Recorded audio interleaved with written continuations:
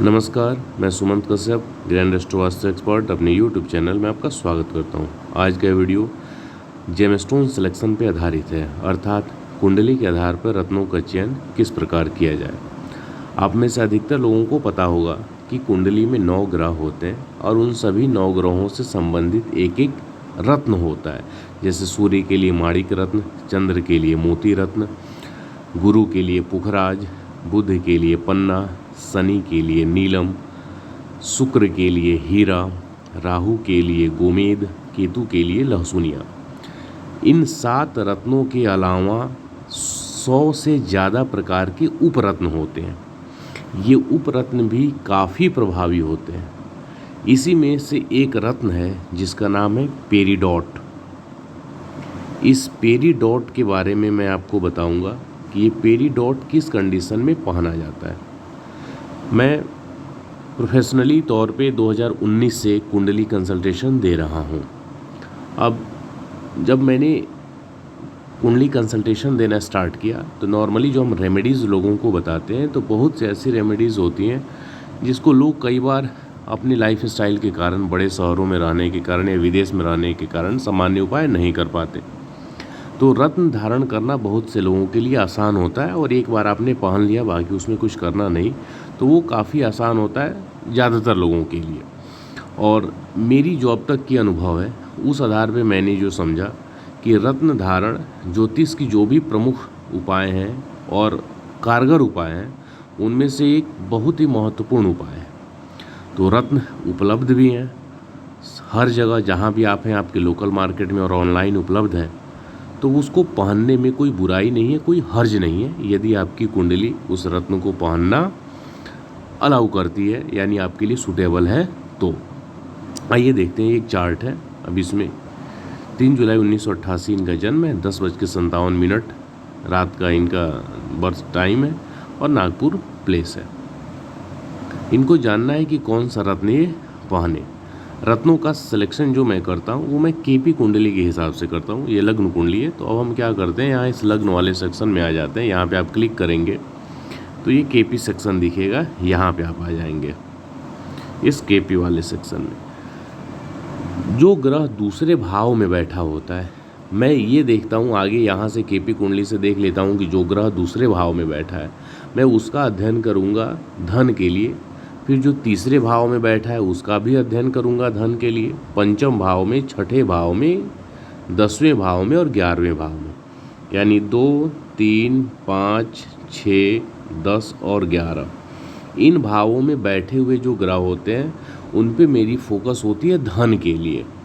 तो अब यहाँ मैं इनकी कुंडली में देखा तो गुरु है और इस तीसरे भाव में बुध और शुक्र है, साथ ही केतु है और शनि है।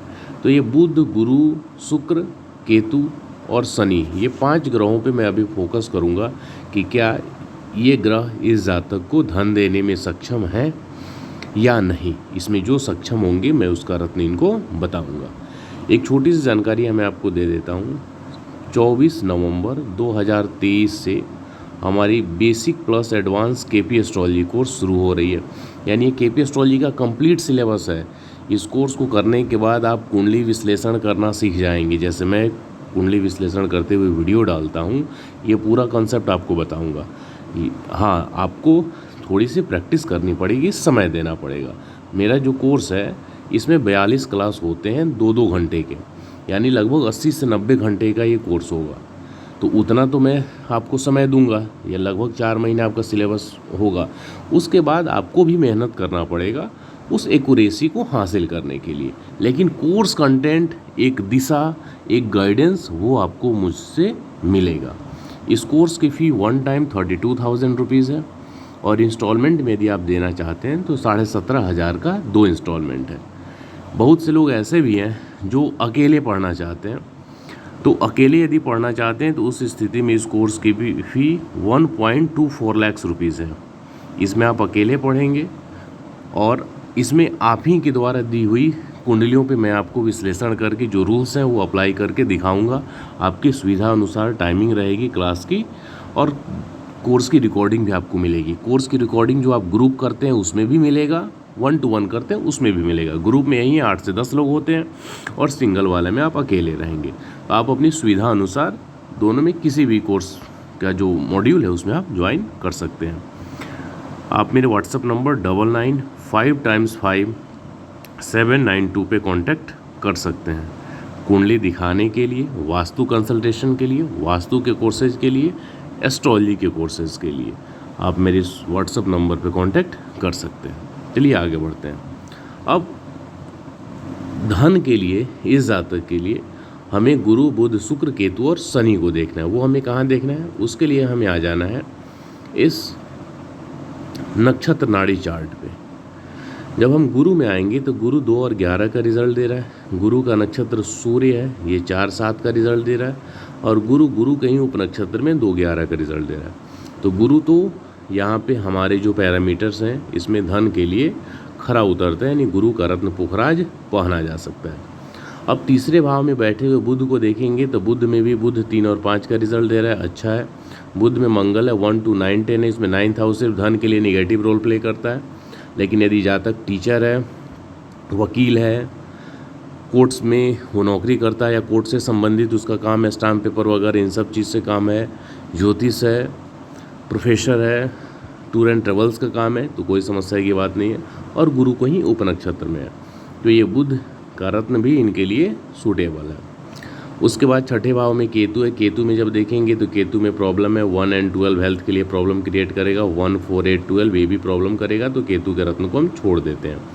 इसके बाद जब शनि पे आते हैं तो शनि तो खैर अच्छा है, लेकिन ये 12th हाउस 1 के साथ ये प्रॉब्लम क्रिएट कर सकता है, तो इसलिए अभी हम शनि पे नहीं जाते हैं, शनि के रत्न को भी हम छोड़ देते हैं। शुक्र पे आते हैं तो शुक्र में फिर अगेन 4 8 12 जो है ये यहाँ पे प्रॉब्लम करते हुए दिख सकते हैं। वैसे कितने प्रॉब्लमेटिक होंगे फिर इसको और फर्दर हमें एनालिसिस करना होगा, लेकिन हम इस चीज़ पे जाते ही नहीं है, क्योंकि जब हमारे पास ऑलरेडी 2 ऑप्शन मिल जा रहे हैं, बुध और गुरु का। अब बुध के लिए जातक को पन्ना रत्न पहनना होता है और गुरु के लिए जातक को पुखराज रत्न पहनना होता है। गुरु का रत्न होता है पुखराज और बुध का रत्न होता है पन्ना। अब कई बार ऐसा होता है कि जातक 2 रत्न पहनना नहीं चाहते, और कई लोगों के साथ ये भी होती है कि वो 2 रत्न पे ज़्यादा पैसा खर्च करना भी नहीं चाहते, क्योंकि पुखराज महंगा रत्न होता है। आप सामान्य भी खरीदेंगे, सिलोन का या बैंकॉक वाला भी पुखराज, तो जहाँ तक मेरी जानकारी है 25 से 30 हज़ार रुपये में आपको ओरिजिनल पुखराज मिलेगा। और पन्ने की भी बात वही है, पन्ने का भी रेट पिछले 4-5 साल में काफ़ी बढ़ चुका है, तो पन्ना भी जहाँ तक मैं समझता हूँ 20-25 हज़ार से कम में आपको सामान्य क्वालिटी का भी नहीं मिलेगा, यानी उससे कम में नहीं मिलेगा, उतना आपको खर्च करना पड़ेगा। तो अब इस स्थिति में मैंने जो पिछला 4-5 साल का अनुभव है, मेरे एक मित्र हैं जो स्टोन का ही काम करते हैं, तो उनके माध्यम से बहुत सारे अलग अलग स्टोन की जानकारी मुझे मिली और मैंने एस्ट्रोलॉजिकली उनको टेस्ट किया और अभी भी करता हूँ। तो एक पेरिडॉट स्टोन होती है, पेरिडॉट, वो पेरिडॉट स्टोन काफ़ी काम करता है बुध और गुरु के लिए। यानी यदि आपको आपकी कुंडली में बुध ग्रह और गुरु ग्रह दोनों फेवरेबल हैं, तो इस स्थिति में आप बुध का पन्ना और गुरु का पुखराज पहनने के बजाय एक पेरिडॉट स्टोन पहन सकते हैं। ये पेरिडॉट स्टोन आपको दोनों के बराबर लाभ देगा। ये मेरा टेस्टेड है, मैं कहीं सुनी बात पे वीडियो नहीं बनाता, ना मैं किसी को गाइड करता हूँ।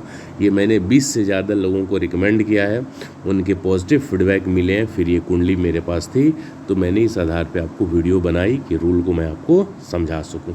ये पेरिडॉट स्टोन आप जहाँ भी, यदि थोड़े से बड़े शहर में रहते होंगे तो नॉर्मली आपकी ज्वेलर के पास मिल जाएगा या ऑनलाइन अवेलेबल है।